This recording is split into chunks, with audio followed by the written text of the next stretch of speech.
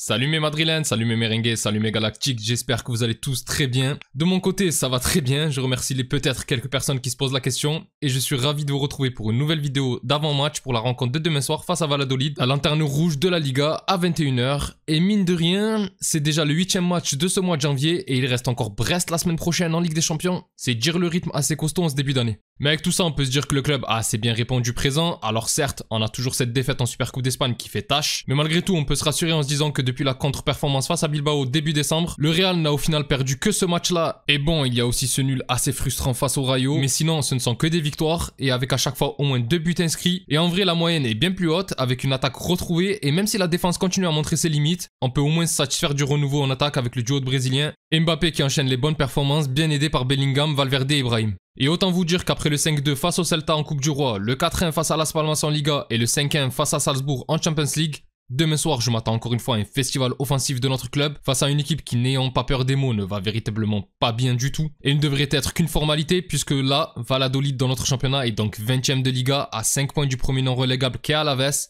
Avec un bilan assez catastrophique de 4 victoires, 3 nuls et 13 défaites. C'est donc tout simplement l'équipe qui se fait le plus soulever cette année. C'est malgré tout une équipe qui a su faire quelques coups intéressants contre des équipes qui en temps normal auraient dû prendre les 3 points. C'est tout de même un nul face à la Sociedad, un nul face à Bilbao et même une victoire face au Betis, ce qui n'est pas rien en soi quand on est Valladolid. Mais c'est aussi une équipe qui est là pour soigner le goal average de grandes équipes quand on regarde le top 3. C'est tout de même une défaite face à nous en début d'année quand on allait pourtant pas très bien sur le score de 3-0. C'est une défaite également très lourde 5-0 face à l'Atlético et aussi la fameuse défaite 7-0 face à Barcelone, où après celle-ci, le Barça était soi-disant l'équipe injouable du championnat et qui pourtant, si on gagne demain, serait temporairement à 10 points derrière. Sinon, bien entendu que Valladolid, ça ne va pas du tout. Là, on va les affronter après une nouvelle défaite et des illusions face à l'Espagnol Barcelone, équipe avec qui ils sont coude à coude pour la survie en Liga. Psychologiquement, ça a dû faire très mal, d'autant plus que nous, de notre côté, on n'est plus du tout dans le même état que lors de notre match aller, où certes, comme j'avais dit, on avait gagné 3-0, mais ça n'avait pas du tout été une formalité, on était tombé sur un bloc assez solide, qui a bien tenu en première mi-temps, avant d'exploser sur un coup franc de Valverde en début de seconde période, et c'était Brahim et Hendrik qui étaient rentrés en fin de match qui avaient terminé le boulot. Et attention, mine de rien, parce que les blancs et violets, même s'ils traversent une passe difficile, ils sont tout de même sur 2 victoires sur les 2 derniers matchs à domicile. Comme j'avais dit, la fameuse victoire face au Betis, 1-0, mais aussi face à Valence, qui, on se rappelle, nous a tout de même bien embêtés il y a quelques semaines, et avec qui ils sont en concurrence pour se sauver, donc ça a dû être un match assez intense, mine de rien.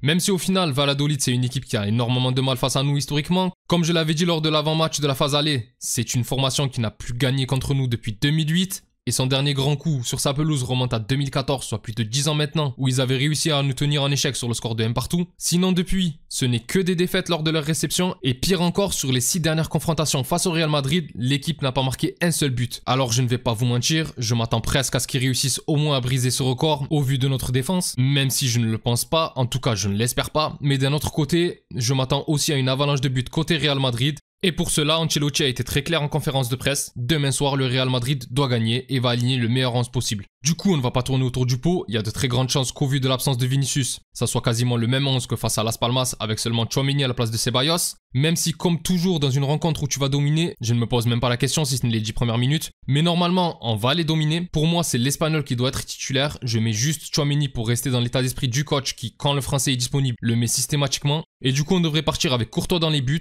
La charnière Rudiger-Asensio, je suis très content du retour d'Alaba, mais on va sûrement faire comme les derniers matchs et le faire rentrer en fin de rencontre pour reposer Rudiger et lui permettre de reprendre le rythme. Sur les côtés, le retour de Vasquez et à gauche, Fran Garcia, qui comme j'avais dit face à Las Palmas et Salzbourg, apporte bien plus offensivement qu'un Mendy. Au milieu, bon théoriquement, Tchouaméni, avec toujours cette possibilité de voir Ceballos ou même Modric, tiens, qui peut régaler dans des matchs comme ça, même si je pense que le Croate sera plutôt présent en Ligue des Champions face à Brest, vu qu'il a joué l'entièreté de la rencontre face à Salzbourg mercredi. Et du coup, à ses côtés, bon, bien entendu, Valverde, l'homme à tout faire d'Ancelotti, le gars sûr des gars sûrs. Et devant lui, Bellingham. Et je vais me répéter, mais la talonnade pour Rodrigo, c'est trop, c'est trop.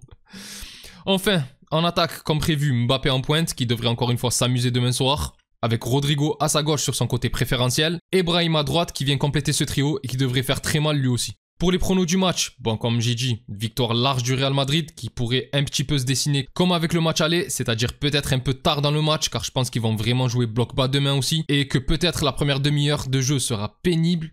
Et si on reste sur la même dynamique, je vais dire victoire 4-0. On n'est pas à l'abri d'un but de Valladolid, mais j'ai espoir qu'on puisse au moins tenir un clean sheet face à eux, même si c'est à l'extérieur. Et pour les buteurs, bon bien évidemment Mbappé et Rodrigo, et on peut même rajouter Brahim et Bellingham. Enfin bref mes Galactiques, c'est tout pour moi concernant cet avant-match. Donnez-moi vos pronostics dans les commentaires. Si la vidéo vous a plu, n'hésitez pas à liker et à vous abonner, c'est un soutien important pour la chaîne, et je remercie toutes les personnes qui prennent le temps de le faire. Vous êtes les meilleurs. Pour les autres, je vous donne rendez-vous après le match et j'espère la victoire face à Valladolid. D'ici là, je vous souhaite une excellente journée ou soirée selon l'heure à laquelle vous regardez cette vidéo. Prenez tous soin de vous et encore et toujours, hasta le final, vamos Real. Salut!